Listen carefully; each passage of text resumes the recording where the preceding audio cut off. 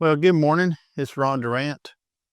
I got up early this morning to do some nighttime photography and some drone footage over in Harriman, Tennessee, which is about 25 miles from my house. Now, what I'd like to do is show you that photography right now.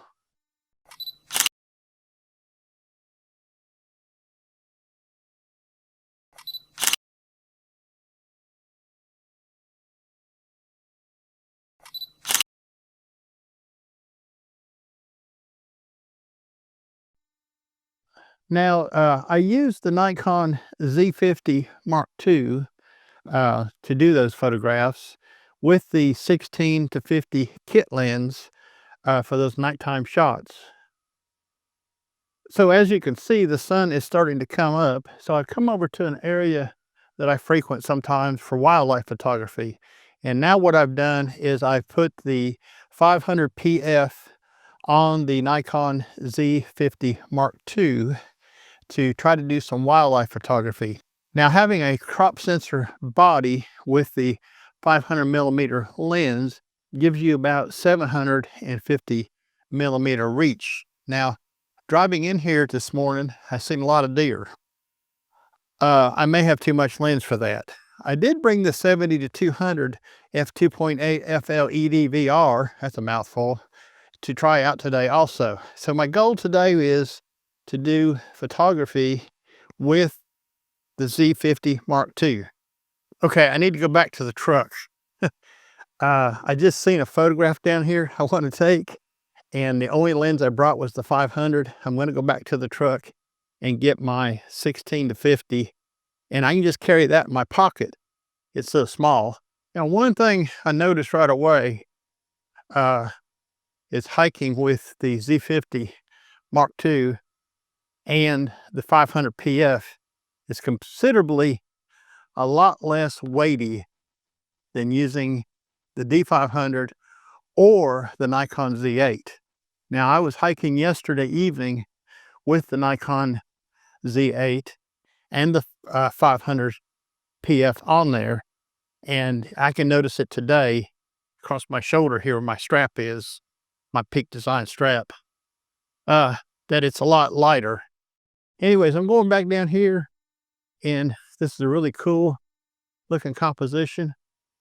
The water is flat, there's a lot of reflection, and there's really cool bridge, okay?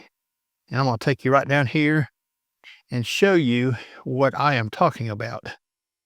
I just happened to come upon this and I could see over here the reflection in the water, and it's pretty cool. I don't know if I can do anything with this or not.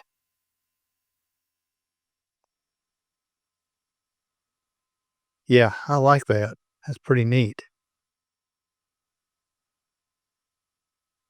Yeah, so Kurt, I'm gonna try to do some photographs right here.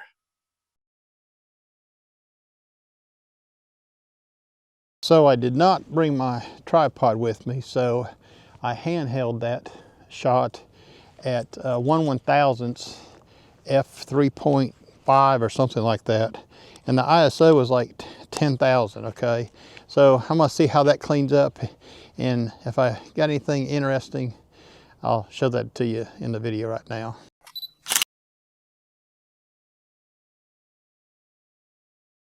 Right away, using the Z50 Mark II, here's the 16 to 50. I can switch lenses pretty quick. If you'll notice, I got my Peak Design strap with a quick release on the 500 PF, and I can just switch over really quick and put this little lens in my pocket. So I've got the best of both worlds, more or less. I have my landscape wide angle lens, and I have my 500 PF for wildlife. Anyways, we're gonna go across this bridge and walk down this hiking trail and see if I can see those deer that I saw while I was driving.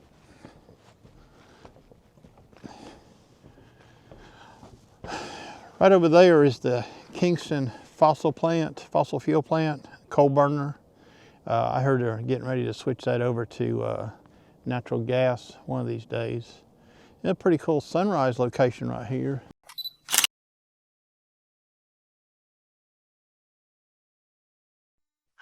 Well, I've seen a lot of deer down here, but the light, oh man, there was a blue jay right over there. The lighting's really poor right now, and I'm pushing ISO at around 10,000 on the Z50 Mark II, which I think is probably a little much. We'll have to see. Uh, maybe if when I do my walk back, there was a great blue heron sitting out there on an osprey nest on a telephone pole. And if he's still there when I come back, maybe I could get a shot of that. But, the lighting is key with cameras like this, having good lighting on your subject. And right now, it's about, I don't know, 15, 20 minutes past sunrise, and it's cloudy out today. So we'll have to see what materializes here in a little while. We're going to keep walking.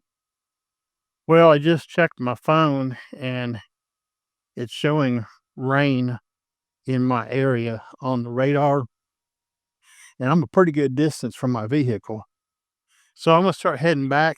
So far, it's not been ideal shooting conditions this morning with the Z50 Mark II and the 500 PF. It's cloudy, overcast, and the ISO is way too high on the camera. I don't even know if I got anything. If I did, I'll show it to you in the video now. Okay, I stopped on the path on the way back where I seen that great blue heron on the osprey nest, and he's still there. So I'm going to try to make some photographs of him. Just a test shot. My ISO is at 4,500 right now, so the lighting is better, okay, compared to 10,000 ISO. But you can probably just barely see him out there, okay, right out there, right about, well, there's the platform at the end of my fingers. He's sitting right on top of that. So I'm gonna see if I can make a few photographs of him, and if I got anything good, I'll show you in the video.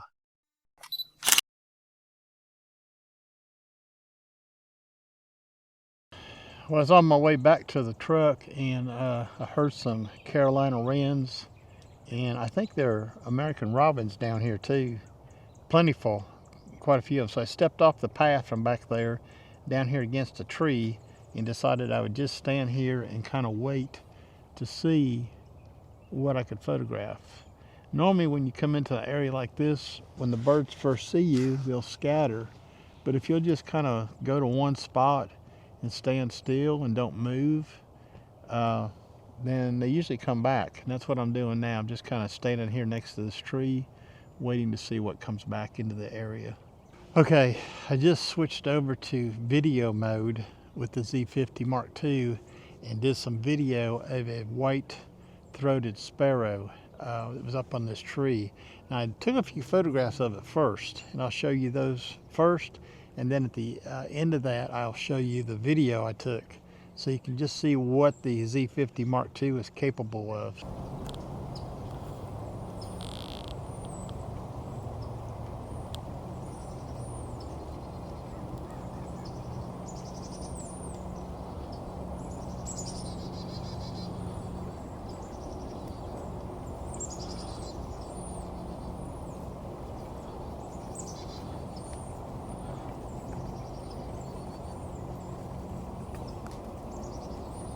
One thing that I really like using the 500 PF with the Z50 Mark II is the weight balance, okay? It's a very well balanced rig.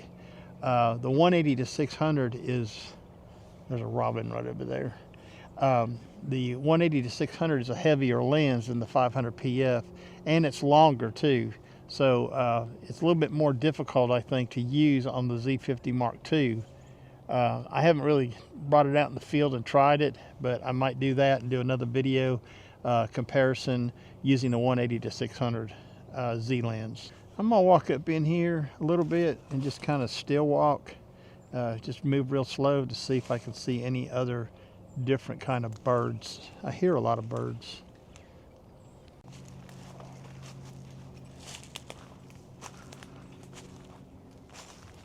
What I'm going to do is I'm going to sit down by a tree over here and just watch the activity, and maybe the birds won't notice me as much.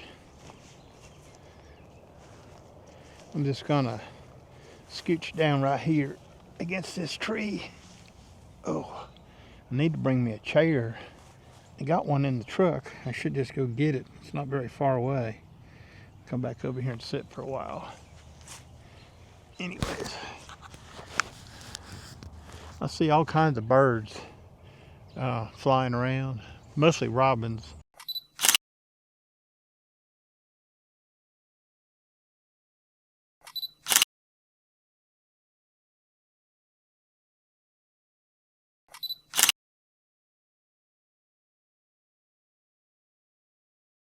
I did see a northern cardinal male a minute ago. I did get some video clips of that, and I'll show you that now in the video while I'm waiting for birds.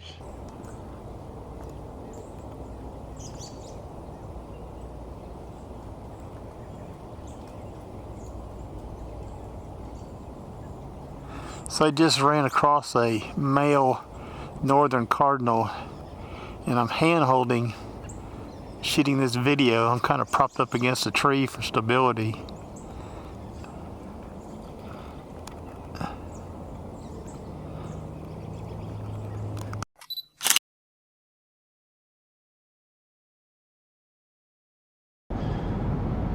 Well, I took the Z50 Mark II out for a test run today and got some photographs with it. My opinion, it is not a D500 replacement. If you're looking for that, then this is not the camera for you.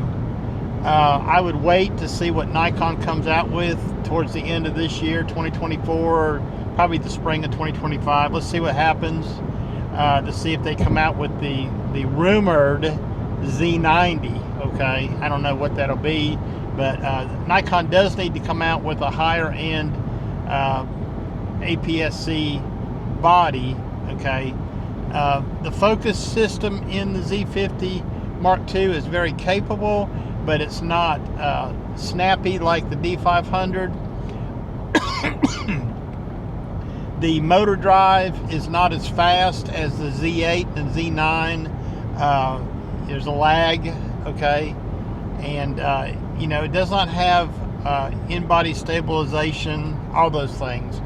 But on the other hand, if you are moving from a DSLR like a D5600 or a D7500, and you're mainly just an everyday type of shooter, then the Z50 Mark II is a good camera.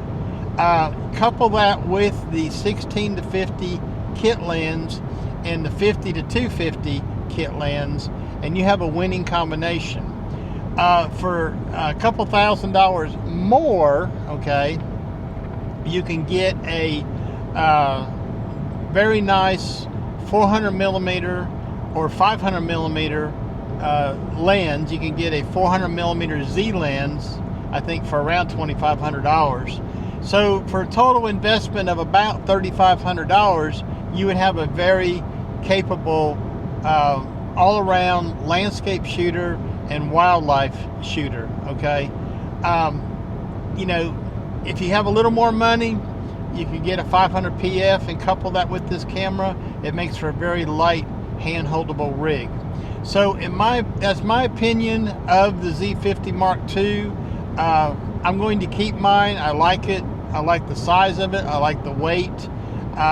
You know, over time, with enough use and getting used to how the camera operates, I think it'll be a great little addition to my Z8 kit. Okay, so anyways, that's my humble opinion about my Z50 Mark II.